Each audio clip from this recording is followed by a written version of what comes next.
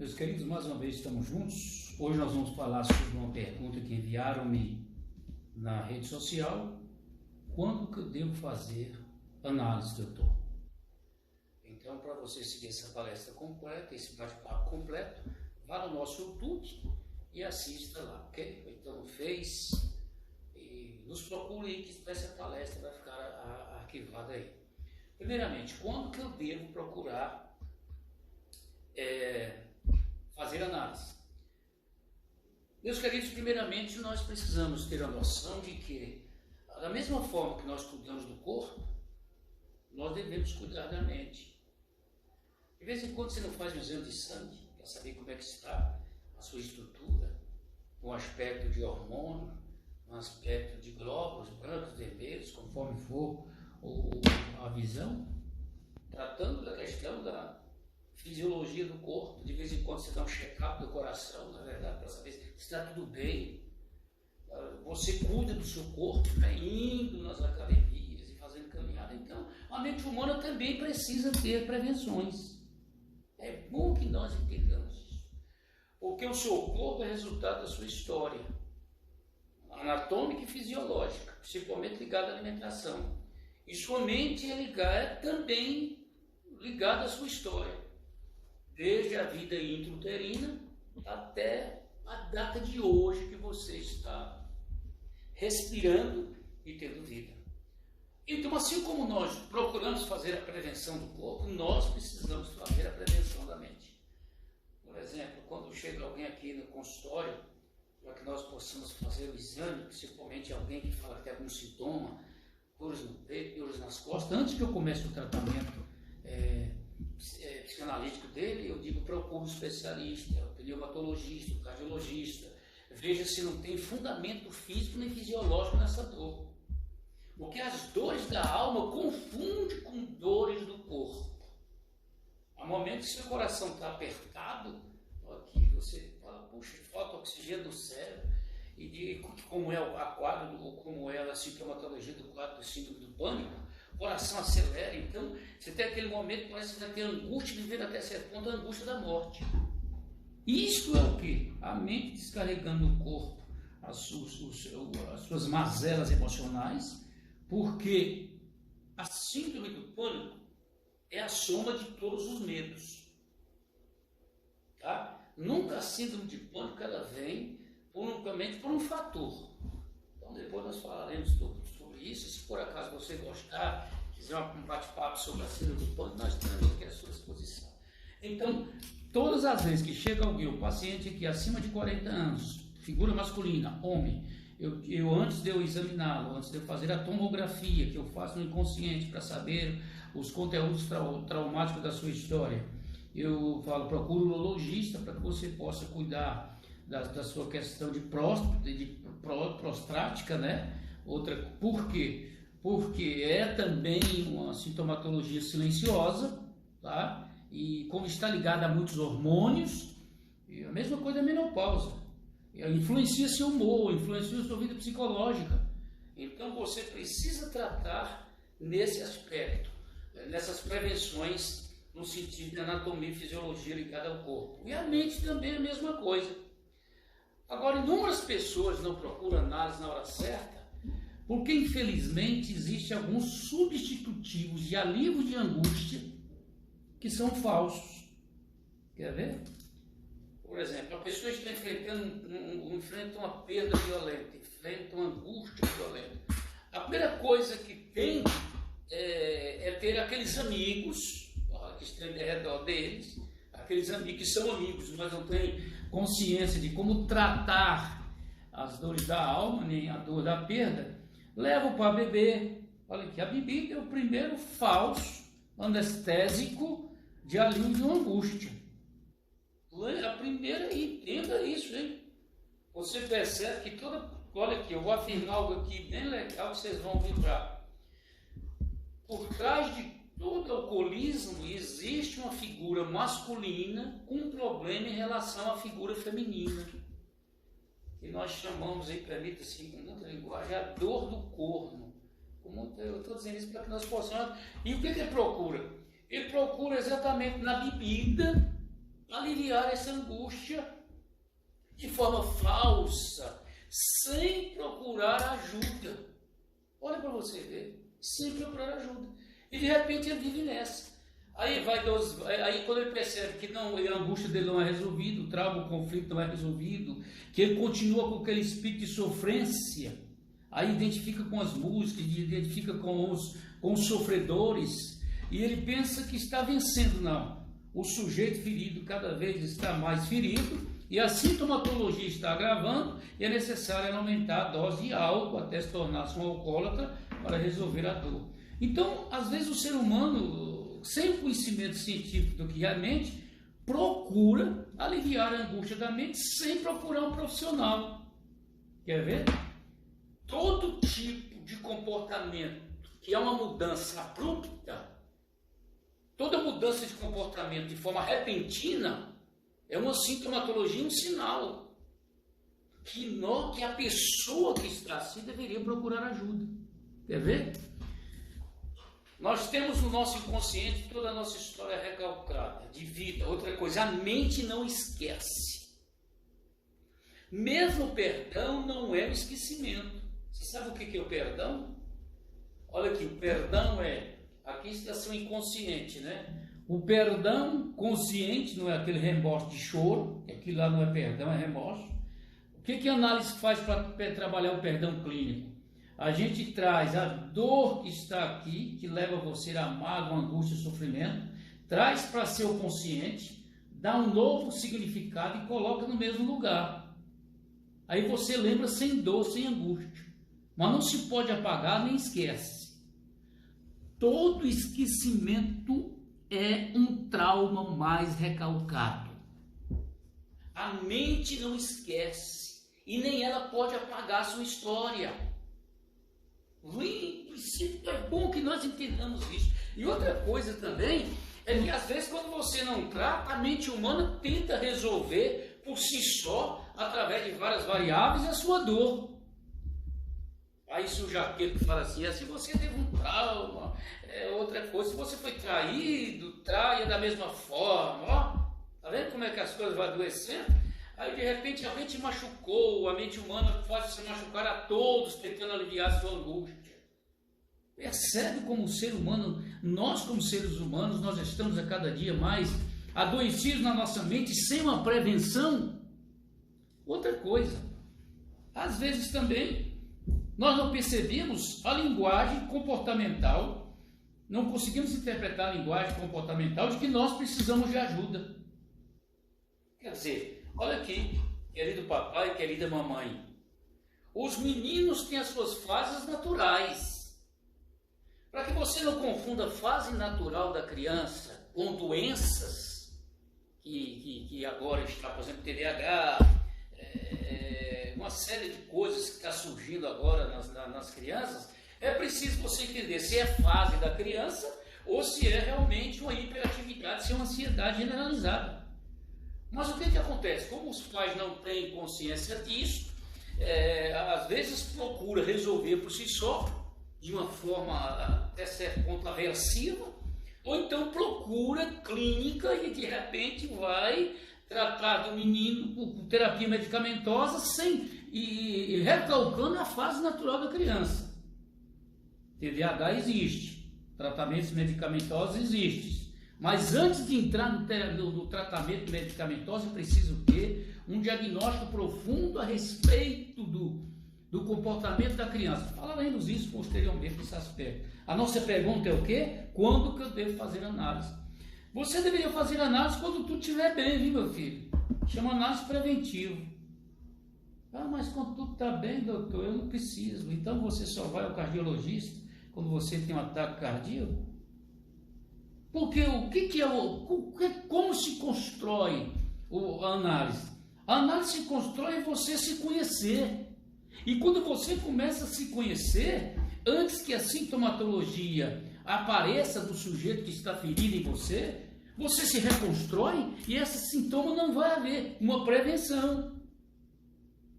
Por exemplo, aqui no consultório eu faço análise de mulheres gestantes. Eu já reafirmei isso e sempre vou afirmar e vou afirmar constantemente nos meus bate-papos. Porque quando a mulher gestante chega aqui, e a gente aproveita nessa análise e faz o quê? Já faz uma interferência, olha aqui, psíquica, para que os traumas da mãe não atinjam a criança. Ué, doutor, mas isso é fantasia? Não. A mesma coisa que existe aquelas cirurgias intrauterinos, que às vezes antes da criança nascer já tem o processo cirúrgico para que a criança nasça legal, a mente também temos essa condição. Não é bloquear os sentimentos da mãe em relação aos filhos na vida intrauterina, é dar um novo significado à história maternal e a criança começa a receber um conteúdo diferente, que na sua neuroplasticidade cerebral, no desenvolvimento neural, ela começa a se construir de forma diferente no aspecto psicológico. Às vezes é com as palavras difíceis, mas qualquer coisa me pergunte, nós estamos aqui à disposição, porque na verdade, às vezes, por exemplo, todas as vezes que você ouvir uma palestra e não entender alguma palavra, procure o significado dela, porque você vai crescendo, viu? Você vai crescendo, você vai se desenvolvendo. É o segredo da minha vida como crescimento. Então, quando se deve fazer análise? Se deve fazer análise não é somente no momento da crise, é uma prevenção. Procure um profissional psicanalista para você desabafar, para você se reestruturar. Antes do sujeito ferido começar a ter os sintomas da doença no aspecto físico e orgânico, que são as doenças psicossomáticas. Quer ver? Você deve fazer análise antes de você casar, por exemplo, para se resolver como figura masculina, como homem, e se para resolver como figura masculina em relação à figura feminina das mulheres. As mulheres, antes de casar, deveriam fazer análise para se resolver como mulher, como pessoa, e se resolver também em relação à figura masculina. É bom que entendamos isto. Agora, às vezes as pessoas falam assim, olha aqui, às vezes você vai casar, você só se previne o quê? No aspecto de espiritual, faz a comunhão, primeira comunhão, um sacramento, vai à igreja, curso de casal, né, que tem isso aí, curso de preparação para casal, que na verdade trabalha mais o aspecto de valores espirituais, não trabalha o conteúdo psíquico, é bom que entendamos isso, tá? Então, por exemplo, você vai casar, o que você deveria fazer antes de casar? Procurar um analista. Outra coisa, o analista não vai acabar seu casamento, muito pelo contrário. Ele vai se estruturar, resolver você, para que você não leve seus problemas para o outro, e vice-versa. É assim que funciona. Quando você deve procurar um analista? Antes de você ser pai. Certa vez eu estava na universidade e um aluno perguntou, professor, quando é que eu devo educar meus filhos? Olha a pergunta que esse aluno me fez, hein? Aí ficou aquele silêncio na sala, assim, imaginando como é que o professor vai responder. Eu falei, olha, você começa a educar os seus filhos educando os seus espermatozoides. Todo mundo falou assim, como? A partir do momento que você ter a consciência de que uma mulher não é objeto de prazer seu e que você não pode produzir gravidez indesejável em ninguém e em você, ou em alguém, e você não está preparado para tal patente, você está educando você como pai. Olhe para você ver. É importante, por isso que existem as prevenções na questão sexual. Então, olha outra coisa fundamental. Quer ver? Por exemplo, você vai entrar na faculdade, está com aquela tensão, você na adolescência está com aquela tensão, de repente você está necessitando de uma orientação clínica, psicanalítica. A psicanálise, queridos, não são loucos que fazem psicanálise. Porque o louco em si não procura fazer análise. Olha aqui, viu? Alguém chega aqui no consultório e fala, doutor, eu vim aqui porque acho que eu estou louco. Eu falei, então eu já lhe dou uma boa notícia. Quando você tem a consciência que é louco, você não é louco. Porque o louco não tem consciência que é louco. E mesmo assim, o louco é louco para nós, mas ele tem uma vida própria dele. E a melhor forma de entender o louco é entrar no mundo dele, sem ter as atitudes dele para compreendê-lo. E você vai perceber que por trás de toda loucura existe um gênio. Existe uma pessoa, um ser humano que deve ser bem tratado. Quando que eu devo fazer análise? Fazer análise também, querido, implica em determinadas situações de profissionais. Olha aqui, viu? De repente você não sabe que tipo de vocação você foi, qual a sua profissão, qual a sua vocação, que nós chamamos antigamente de teste vocacional. Hoje eu chamo de reestruturação, para que você entenda a identificação maior em você como pessoa integral, não é só o QI. Inclusive essa questão de QI hoje, aqui para nós, né? Essa questão de QI hoje, o QI hoje já é substituído pelo QE. Coeficiente emocional vale mais do que coeficiente de inteligência. Porque inteligente não é aquele que sobrepõe aos outros. Inteligente é aquele que tem controle nas suas emoções. Porque não adianta nada você tirar 10 em todas as matérias de forma cognitiva na escola ou no academicismo e ser reprovado em relação à vida. Maltratar os outros, destruir os outros e também se autodestruir. Isto é fundamental. Quando que eu devo procurar análise? Eu devo procurar análise também para aprender, tirar autoconhecimento. É fundamental isso. O autoconhecimento é fundamental para que você tenha vida própria. Às vezes, olha aqui, as pessoas gastam uma fortuna naqueles cursos de confinamento. Não é isso? Nós estamos vivendo uma época da exploração do psicologismo. Ó. As pessoas gastam um absurdo. Paga lá 3 mil, 4, 5 mil reais, fica 4 dias confinado, e o cara dizendo, agora não passa, não sei o quê. Lembra que você nasceu para vencer, lembra não sei o quê. Não. Primeiro você tem que preparar o homem para enfrentar a angústia da vida e depois para o sucesso. Se você trabalhar o homem só para o sucesso, ele nunca vai ter. Você tem que trabalhar o homem para as perdas, que são as perdas que ele vai alcançar o sucesso. Quando você trabalha o homem nas falhas, as falhas não produzem erros. E nas falhas ele aprende. Agora, quando você não trabalha as falhas, vira erro, vira culpa. Então, existe por esses milagreiros, né? Vim aqui, e muitas pessoas, infelizmente, caem. Aí diz assim, eu me ajudei, não sei. Então, gente, é uma coisa que nós precisamos ter cuidado. O cuidado da mente tem que ser individual, não pode ser coletivo. Imagine agora você chamar 3 mil pessoas para fazer um exame com você de próstata. Imagina aqui, um exemplo, né? O ginecológico. Eu estou fazendo um paralelismo. Então, assim como nós somos tratados de forma individual no nosso corpo, no nosso físico, na nossa estrutura fisiológica, nós também devemos tratar nossa mente de forma individual na nossa prevenção. Não é coletivo. Inclusive, esta coletividade que desperta as emoções, mas não traz uma reestruturação, há uma transferência de patologia no meio dessas multidões.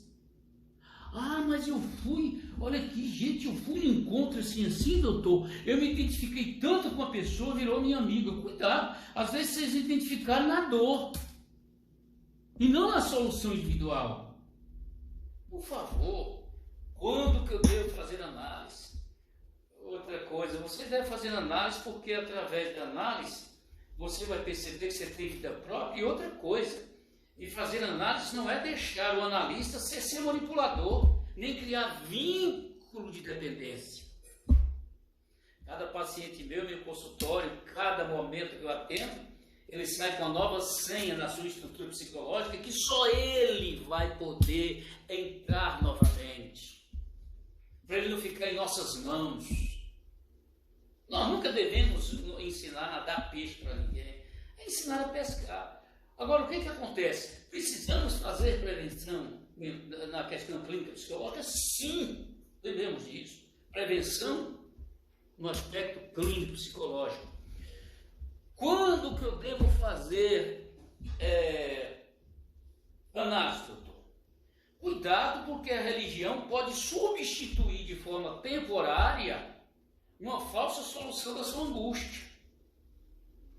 Olha aqui, ó. De repente você fala assim, depois que eu comecei a frequentar a igreja, melhorou, ou então, claro que melhora. Melhora seu relacionamento com Deus, com o Criador, mas sua história psíquica patológica, de traumas e conflitos continua. Porque Deus não vê resolver esses problemas no aspecto psíquico. Porque cada um é dono da sua história. Nós não somos robôs em relação à nossa vida com Deus. Deus nos deu o arbítrio de construir a nossa própria história. Agora, Deus em Cristo resolveu 100% nossos problemas espirituais. Mas os clínicos psíquicos, eu é que reconstruo a minha história. Quer ver? Você tem um trauma com seu pai. Se você tentar resolver isso na igreja, você não vai conseguir. Certa vez eu atendi um rapaz da igreja, que frequentava uma igreja, não vou dizer a denominação, mas uma igreja institucional, que ele disse que nunca orava o Pai Nosso. E era uma pessoa bem automaticamente equilibrada, tá, assim, no sentido religioso. Aí eu, por quê? Ele falou, porque eu tenho um trauma com meu pai. E no momento em que eu vou falar Pai Nosso, que estás no céu, abro o gatilho da memória da angústia em relação ao meu pai e eu travo. Porque se o Pai do céu for igual a esse pai que eu tenho como modelo emocional na minha vida, eu estou morto. Percebe? Deus, o Espírito Santo não remove essa perspectiva de um trauma em relação ao pai e à mãe. É uma história pessoal que por meio da análise você pode resolver. Estão entendendo? Para terminar, quando que eu devo fazer análise? A partir do momento que você foi fecundado na sua mamãe, até a sua terceira idade. Olha aqui, queridos, eu tenho um paciente com 78 anos de idade e que ele se reconstruiu de tal forma que fez vestibular, 78 anos de idade. Está estudando direito e vai ser um grande advogado. Para você ver, esse paciente ficou 30 anos preso numa angústia, perdeu tudo, se reconstruiu por meio da reconstrução da sua vida pessoal. Eu não estou aqui fazendo propaganda que análise resolve tudo, que você depois da análise não vai ter problema. Claro, depois da análise você vai ter problema, mas não vai ser problemático. Não vai ser problemático. A diferença é essa. Olha para você ver, viu? Se procurar ajuda psicológica, ninguém vai resolver seus problemas. O doutor não resolve seus problemas. O doutor vai condicionar você a resolver seus próprios problemas e lhe dar condição em qualquer situação de você ser maior do que os seus problemas. Porque Pitágoras já diz que o homem é a medida de todas as coisas. Tudo que acontece é neutro. É o homem que dá significado, positivo ou negativo, ao que acontece. Terminando a minha fala, entendeu? Qualquer coisa, mande pergunta para nós no nosso Face, no nosso YouTube, no nosso Instagram. Qualquer coisa que você queira que nós venhamos a falar sobre essa questão. E não deixe os sintomas psíquicos se tornarem corporais ou somáticos. Alguém já disse na Bahia, eu gosto sempre dessa expressão, antes que o mal cresça, corte a cabeça. Agora na análise eu digo, antes que o mal cresça, renove a sua cabeça, renove sua vida, sua qualidade de vida. Lembre-se que a qualidade de vida só depende de você, não depende de ninguém. Sua qualidade de vida só depende da natureza que já está a seu favor e de você. O restante é você que interpreta cada dia a sua vida. Tá bom? Um forte abraço, um beijo em seu coração. E é muito bom estar com vocês, tá? E é muito bom nessa caminhada nós estarmos juntos. Um bom final de semana, uma outra semana legal, um mês legal, um ano legal. Por quê? Quem constrói a sua história é você. Um abraço.